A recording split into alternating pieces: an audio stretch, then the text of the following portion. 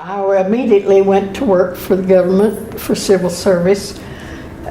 They sent us to a school to learn how to send and receive code and to learn radio equipment and how to build and repair a radio.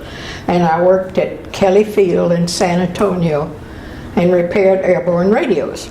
Did you have a thought of just joining the service yourself, or were you happy in your job? I was happy where I was because the pay was a little bit higher than the service people were getting. It wasn't much, but it was better than they were getting, and I just stayed in civil service. Okay, and tell me a little bit more about what your job was.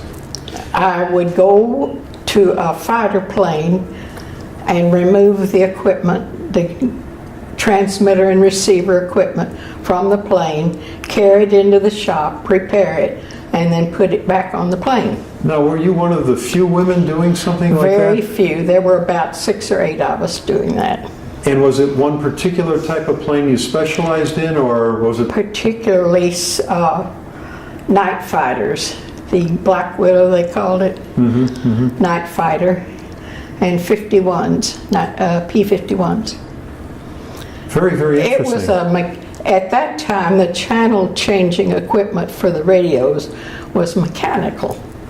And there's a lot of little switches and things, and we had to learn how to take all of that apart and clean and oil it. And the set weighed total about 60 pounds.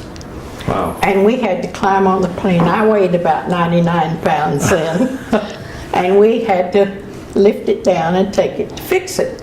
And they said, if you drop it, fall under it. More important than you. We can't risk it. I'm not important. The set's important. So fall under it and save the set, which I did several times. My goodness. So how long did it take to train you? Because obviously this was a very important job. Well, we went to 2 different training schedules, one in Philadelphia and one in Baltimore, for about 6 weeks each. And that's all the training I had. The rest of it was on the job. And did you continue to do this the entire war? No, part of it was done elsewhere because they called and asked for people to volunteer to go to Hickam Field in Honolulu to do this work. And I thought, Hawaii, you bet. And I went.